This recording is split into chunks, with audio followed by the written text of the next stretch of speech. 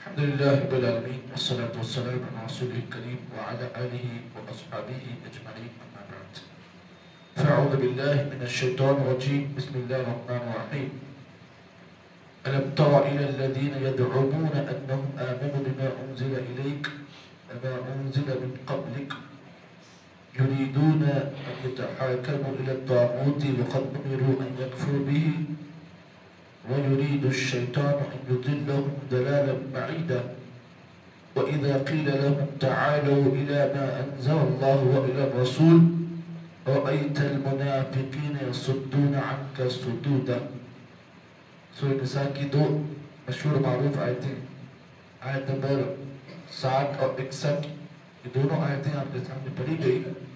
پہلی آیت میں اللہ تعالیٰ نے ان لوگوں کے متعلق گفتگو کی جو کتاب و سنت سے اور قرآن مجید اور اللہ کے نبی کے احادیث کے بتائے ہوئے فیصلوں کا انکار کرتے ہیں.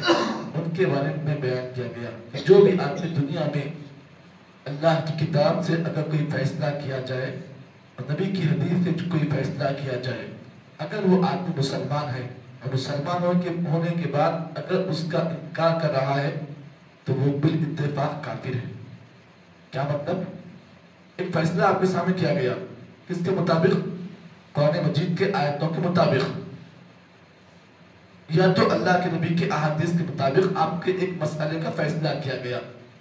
اب آدمی کا ایمان یہ ہونا چاہیے کہ کتاب اللہ میں جو فیصلہ اس کے حل اس کے مسئلے کے مطابق کیا گیا، آدمی کے ایمان کی سلامتی اسی میں ہے کہ وہ اسے بلا چوم و چرا قبول کر لے. ہاں جی یہ میں مانتا ہوں. ایک فیصلہ کیا گیا اللہ کے نبی کی حدیث سے، ایک مسئلے کا حل پتا کر دے بھائی تو یہ مسئلہ کر رہا ہے، اس کا حل نہ قرآن میں ہے نہ حدیث میں ہے، بلکہ یہ کہا گیا کہ تو جو کام کر رہا ہے نا یہ غلط کام ہے، اس کی دلیل نہ حدیث میں ہے نہ قرآن میں ہے. اب آدمی کیا کرنا چاہیے؟ ٹھیک ہے بھائی مان لے، نہیں میرے فلاں ایسا کرے، میرے فلاں یہ کرے تو کیا میں بھی کروں گا تو کیا میرے فلاں جو غلط ہے کیا؟ یہ مسئلہ آتا ہے نا. تو اللہ تعالیٰ اسی مسئلے کا حل بیان کیا کہ کتاب اللہ اور سنت رسول کے مطابق جو فیصلہ کیا جائے، آدمی کے ایمان کی سلامتی یہ ہے کہ اس فیصلے کو آخری فیصلہ سمجھ کر اسے قبول کر لے. اس طریقے سے دنیا میں سب سے بڑی کورٹ ججمنٹ جو ہے وہ سپریم کورٹ ہے، اس کا فیصلہ آخری فیصلہ ہوتا ہے. اگر کوئی مجرم یہ کہتا ہے کہ نہیں بھائی سپریم کورٹ کا فیصلہ میرے حق میں غلط تھا، تو پھر حکومت وقت اس آدمی کو جو ہے مجرم قرار دے کر اسے جیل خانے میں ڈال دیتی ہے. جی یہ دنیا کے فیصلے کا نہ ماننے کا انجام ہے. اگر کوئی آدمی اللہ کے فیصلے کا انکار کرتا ہے تو اس کا انجام یہ ہے کہ وہ شخص مسلمان نہیں ہے. یہی اس آیت میں اللہ نے بات بیان کی. آئیے آیت کے ترجمے پر غور کریں. اللہ نے فرمایا أَلَمْ تَرَ إِلَى الَّذِينَ يَزْعُمُونَ أَنَّهُمْ آمَنُوا. اے نبی کیا آپ نے نہیں دیکھا ان لوگوں کی طرف جو اس بات کا اقرار کرتے ہیں، اس بات کا خیال کرتے ہیں أَنَّهُمْ آمَنُوا بِمَا أُنزِلَ إِلَيْكَ، وہ اس بات کا خیال کرتے ہیں، وہ اس بات کو اعلانیہ طور پر کہتے ہیں کہ ہم اس چیز پر ایمان لائے جو ہمارے نبی پر نازل کیا گیا. مراد کیا ہے؟ قرآن مجید.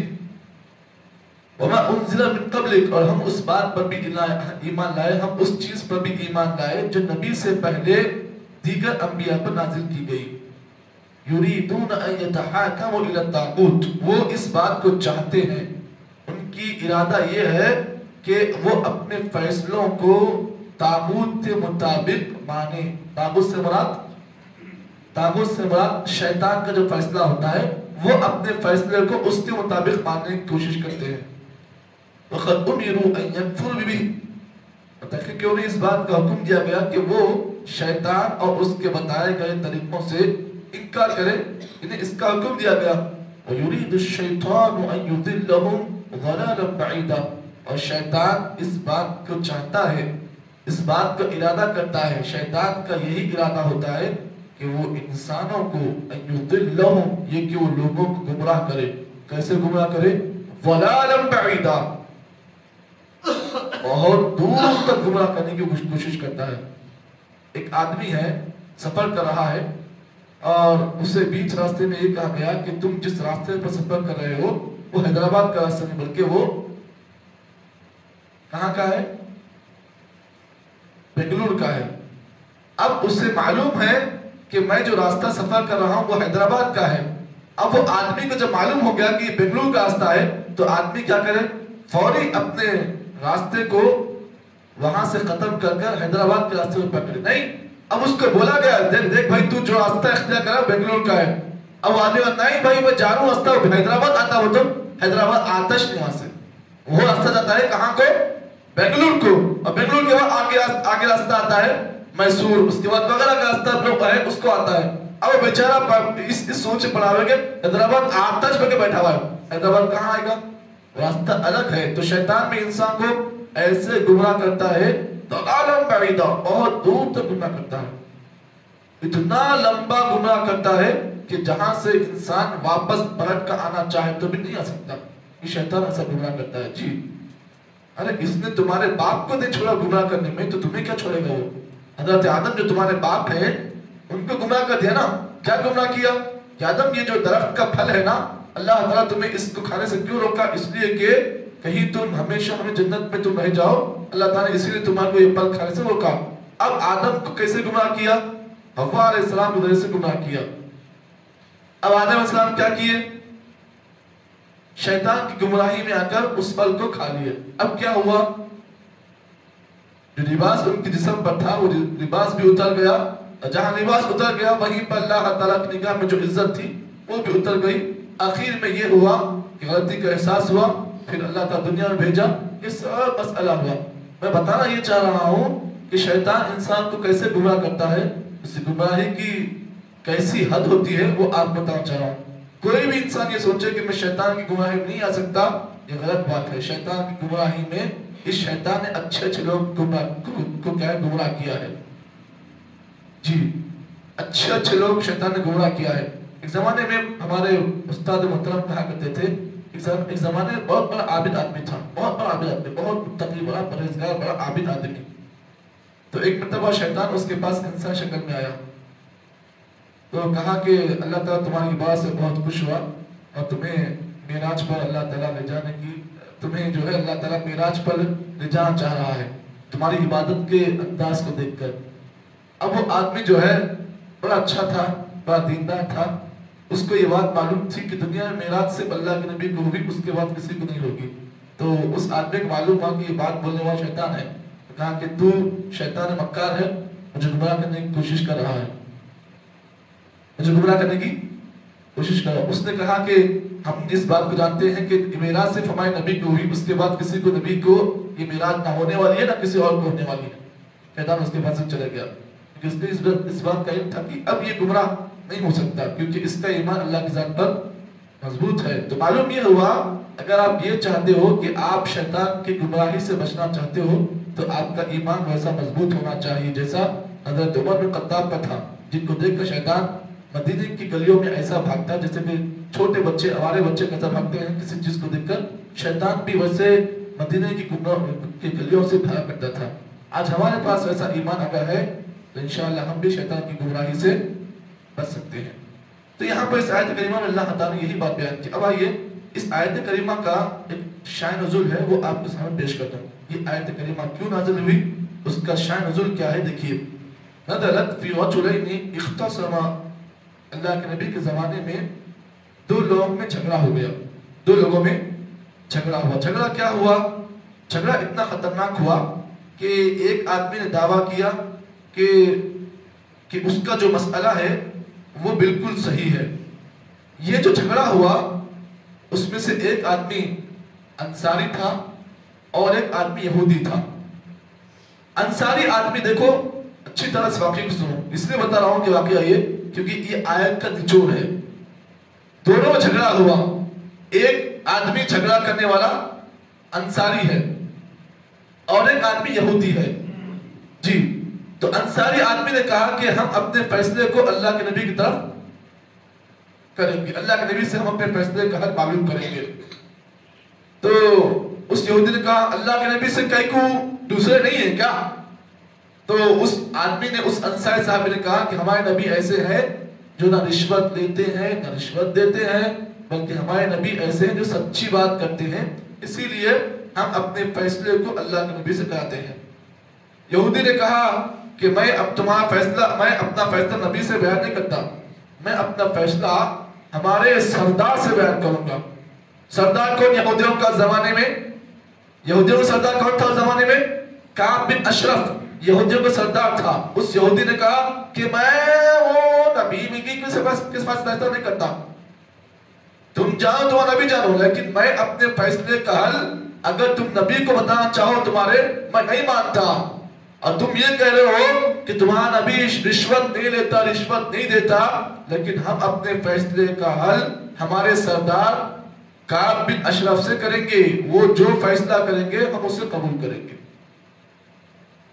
دونوں میں جھگڑا ہوا اور اللہ کے نبی محمد عربی صلی اللہ علیہ وسلم نے اس انصاری صحابی کو صحیح فیصلہ سنایا، اس کعب بن اشرف نے اپنے ماننے والے کو غلط فیصلہ سنایا۔ اللہ نے اسی موقع پر یہ آیت کریمہ نازل کی جس میں اللہ نے یہ بات بیان کی کہ اللہ کے نبی صلی اللہ علیہ وسلم اگر کسی مسئلے میں کوئی حل نکالے تو آدمی کو اسے ماننا چاہیے۔ ایک قرآن مجید کی آیت جو بڑی مشہور و معروف ہے جس میں اللہ نے یہ بات بیان کی، کہا فَلَا وَرَبِّكَ لَا يُؤْمِنُونَ حَتَّى يُحَكِّمُوكَ فِي مَا شَجَرَ بَيْنَهُمْ ثُمَّ لَا يَجِدُوا فِي أَنفُسِهِمْ حَرَجًا مِّمَّا قَضَيْتَ وَيُسَلِّمُوا تَسْلِيمًا۔ اللہ نے کہا اے نبی فلا وربک، اے نبی آپ اس بات کو جان لو، تمہارے رب کی قسم، فلا وربک آپ کے رب کی قسم، لا یؤمنون کوئی بھی آدمی اس وقت تک صحیح مومن نہیں بن سکتا، کب تک؟ حتی یحکموک فیما شجر بینہم، یہاں تک کہ وہ اپنے مسئلے میں، اپنے جھگڑے میں نبی کو فیصل نہ مان لے، اور نبی کا فیصلہ آنے کے بعد، نبی کا فیصلہ آنے کے بعد وَيُسَلِّمُ تَسْلِيمًا، اسے اپنے دل میں ایسا مان لے کہ اس کے دل میں ذرے برابر جو ہے کھٹک نہ ہو، وَيُسَلِّمُ تَسْلِيمًا، نبی کے فیصلے کو ہو بہو قبول کر لے۔ تو معلوم یہ ہوا نبی کا فیصلہ آنے کے بعد، اللہ کا فیصلہ آنے کے بعد اب کوئی آدمی اس میں یہ کہتا ہے کہ ایسا کہیں کو فیصلہ ہوا، ایسا ہونا تھا، یہ ہونا تھا، وہ ہونا تھا، اب اگر یہ باتیں کرے گا تو اللہ نے کہا فَلَا وَرَبِّكَ لَا يُؤْمِنُونَ، قسم اللہ کی ایسا شخص مومن نہیں ہے۔ جی یہی مسئلہ ہے۔ اب آگے دوسری آیت جو آپ کے سامنے پیش کی گئی، اللہ تعالیٰ نے اس میں آج ہمارے لوگوں کے حال بیان کیا، مسلمانوں کا حال۔ مسلمانوں کا حال کیا ہے؟ بھائی 11ویں نہیں کرنا، نبی نے نہیں بنایا، یہ نہیں کرنا، نبی نے نہیں بنایا، تو بولتے مول صاحب ہمارے ابا ایسا کہے تھے نا، ہمارے دادا ایسا کہے تو ہم بھی ایسے کریں گے نا۔ تو اللہ نے ان کا جواب بیان کیا، اللہ نے کہا وَإِذَا قِيلَ لَهُمْ تَعَالَوْا إِلَى مَا أَنزَلَ اللَّهُ، اے نبی آپ اس بات کو جان لو، دنیا میں ایسے بھی لوگ ہیں جب ان سے کہا جاتا تَعَالَوْا إِلَى مَا أَنزَلَ اللَّهُ، تم اس کی طرف آؤ جو اللہ نے نازل کیا، اس کی طرف آؤ، وَإِلَى رسول، اور نبی نے جو باتیں بیان کی اس میں اپنا فیصلہ ڈھونڈو۔ تو رَأَيْتَ الْمُنَافِقِينَ، اے نبی آپ منافقوں کو دیکھو گے، يَصُدُّونَ عَنْكَ صُدُودًا، کہ وہ ان چیزوں سے ایسا بھاگتے ہیں جیسے کہ کوئی آدمی کو بھاگتے ہوا دیکھو گے۔ تو معلوم یہ ہوا قرآن مجید کی اس آیت میں اللہ تعالیٰ نے یہ بات بیان کی، کفار مکہ سے اللہ کے نبی اس زمانے کے کفار مکہ سے بولتے آپ صلی اللہ علیہ وسلم کہ یہ کام مت کرو، ایسا غلط کام ہے۔ وَإِذَا قِيلَ لَهُمْ اتَّبِعُوا مَا أَنزَلَ اللَّهُ قَالُوا بَلْ نَتَّبِعُ مَا أَلْفَيْنَا عَلَيْهِ آبَاءَنَا أَوَلَوْ كَانَ آبَاؤُهُمْ لَا يَعْقِلُونَ شَيْئًا وَلَا يَهْتَدُونَ۔ اللہ کے نبی کفار مکہ سے بولتے کیا بولتے؟ وَإِذَا قِيلَ لَهُمْ اتَّبِعُوا مَا أَنزَلَ اللَّهُ، لوگوں اللہ نے جو نازل کیا اس کی اتباع کرو۔ وہ مکہ کفار مکہ بولتے قَالُوا بَلْ نَتَّبِعُ مَا أَلْفَيْنَا عَلَيْهِ آبَاءَنَا، نہیں ہم اس کی اتباع نہیں کریں گے جو اللہ نازل کیا، مَا نَتَّبِعُ عَلَيْهِ آبَاءَنَا، ہم اس کی اتباع کریں گے جو ہمارے باپ دادا نے کیا۔ اللہ نے کہا اَوَلَوْ كَانَ آبَاؤُهُمْ لَا يَعْقِلُونَ شَيْئًا وَلَا يَهْتَدُونَ، کیا ان کے باپ دادا کی عقل نہیں تھی، ان کے پاس ہدایت نہیں تھی، تو کیا بھی ویسے وہ بھی ایسے ہی بن جائیں گے، وہ بھی بے خوف بن جائیں گے، وہ بھی پاگل بن جائیں گے؟ کیا ان کے باپ دادا پاگل تھے تو یہ بھی پاگل بن جائیں گے؟